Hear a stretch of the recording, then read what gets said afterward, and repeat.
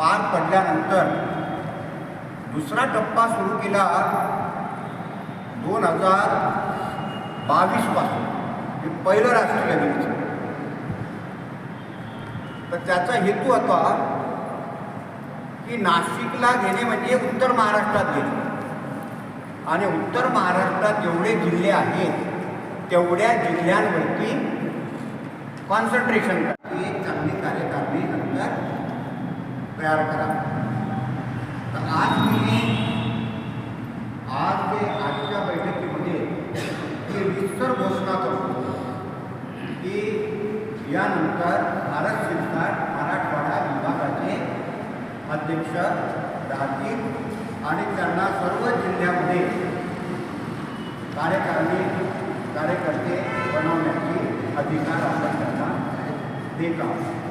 त्यांनी आपल्या बॉयलानुसार उपाध्यक्ष, सचिव, सहसचिव जे काही आहे ते त्याप्रमाणे बनवा. आता त्यांना जबाबदारी दिली म्हणजे त्यांनी फिरावं एकट्यानं असं नाही, त्यांनी इतरांकडून काम करून घेऊ.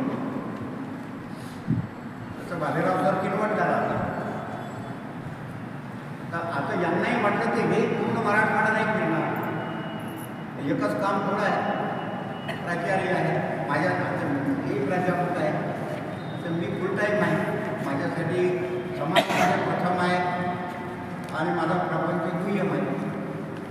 माझी प्रायोरिटी समाजकार्याला म्हणजे प्राथमिकता देखील सुरू करू. आता जशी मराठवाड्यामध्ये औरंगाबादला अधिवेशन व्हायच्या आधी फक्त उपक्रम कोणता चालायचा? पाली भाषेच्या परीक्षेचा. याची माहिती नव्हती लोकांना, पण अधिवेशनामुळं औरंगाबादच्या जवळपास लोकांना आपल्या समाजामध्ये माहिती झाली. माहिती कशी झाली?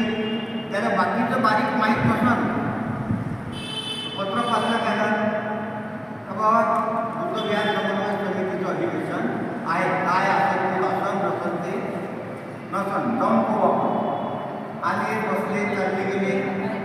तर पोस्टर वाचले, त्यांनी बॅनर वाचले. तर त्याच्यामुळं निदान मराठवाड्यामध्ये ते बुद्धविहाराच्या कोऑर्डिनेशनचं काम सुरू आहे. याची प्राथमिक माहिती तरी औरंगाबादच्या लोकांना झाली. आता ही बुद्धविहार समन्वय समितीची मराठवाडास्तरीय बैठक झाली. कशा संदर्भात बैठक आयोजित केली होती?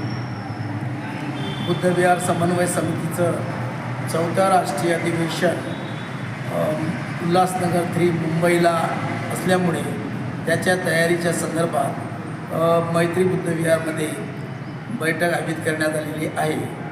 आणि ही बैठक प्राध्यापक भारत शिरसाट यांच्या अध्यक्षतेखाली चालू आहे.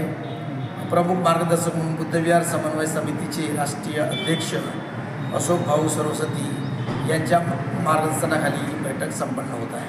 काय निर्णय होणार आहे बैठकीमध्ये मराठवाड्यामधून जवळपास 100 लोक त्या अधिवेशनाला उपस्थित राहावे आणि या ठिकाणी कार्यकारिणी संघटन मजबूत करण्याचं काम, पाली भाषा प्रचार करण्याचं काम आणि संघटितपणे आपण बुद्ध संस्कृती निर्माण होण्यासाठी कार्य करण्यासाठी संपर्क अभियान राबवून संपूर्ण मराठवाड्यातील 8ही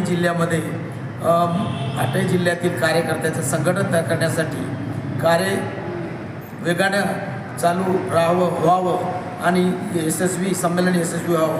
3रं अधिवेशन औरंगाबादला मागच्या वर्षी जे झालं होतं संत एकनाथ रंगमंदिरामध्ये, त्याची फलश्रुती म्हणून 4थ्या अधिवेशनासाठी हे मराठवाडा विभागीय अध्यक्ष म्हणून प्राध्यापक भारत शिरसाट, राज्य सचिव म्हणून सखारामजी धानोरकर आणि विके वाघ सर अशा अनेक अनंतराव भालेराव अशा अनेक लोकांना पदभार देऊन मराठवाड्यामध्ये बुद्धविहाराचं संघटन मजबूत करून बुद्धविहाराची संस्कृती निर्माण करून प्रबुद्ध भारत होण्यासाठी एक ऐतिहासिक भूमी असल्यामुळे, मराठवाड्याची ऐतिहासिक नगरी असल्यामुळे औरंगाबाद छत्रपती संभाजीनगर इथून ही सुरुवात आम्ही मिटिंग घेऊन करीत आहोत।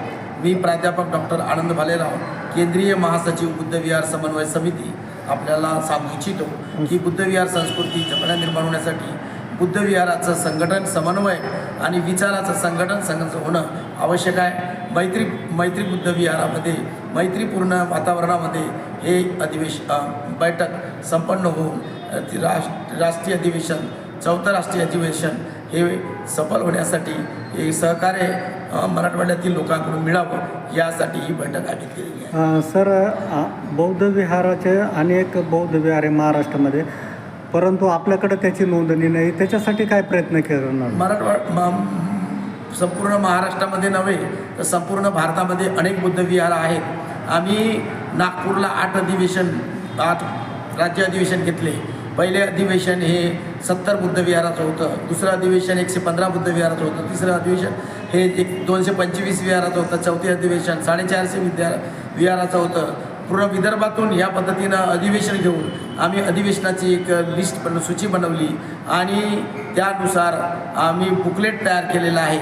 तशा पद्धतीचं या मराठवाड्यामध्येही बुद्धविहाराच्या याद्या करून बुद्धविहाराचा समन्वय, पदाधिकाऱ्यांचा समन्वय, कार्यकर्त्यांचा समन्वय, उपासकांचा समन्वय, गायकांचा समन्वय, नेत्यांचा समन्वय, समाजसेवकांच्या लोकांचा समन्वय करून त्याचे एक बुकलेट काढून आम्ही अनेक बुद्धविहारांचं हे करणार आहोत आणि हे अधिवेशन सतत आपले दरवर्षी चालू राहतील। हा कामाचा आढावा, कार्याचा आढावा, कार्याची जबाबदारी आणि कार्याचं काम करण्यासाठी तत्पर आम्ही आहोत आणि म्हणून हे 5वं अधिवेशन महाराष्ट्राच्या बाहेर भोपाळला होणार आहे, मध्य प्रदेशचं अधिवेशन, त्याच्यानंतर गोव्याला हे अधिवेशन होईल, त्याच्यानंतर साऊथमध्ये हे चेन्नईला अधिवेशन होईल। अशा पद्धतीनं हे आम्ही बुद्धविहाराचं एकत्र काम करून पाली भाषा परीक्षा बुद्धविहारात घेऊन जवळपास या 3000 विद्यार्थ्यांनी पाली भाषा परीक्षा बुद्धविहारात दिली। त्यामुळे आमच्याकडे बुद्धविहाराची लिस्ट आलेली आहे। पाली भाषा परीक्षेमध्ये 1ली, 2री, 3री, 4थी, 5वी, 6वी आणि 7वी परीक्षा आतापर्यंत झालेल्या आहेत। 8वी परीक्षेनंतर धम्मप्रचारक निर्माण होण्याचं कार्य या पाली भाषेच्या माध्यमातून होतो।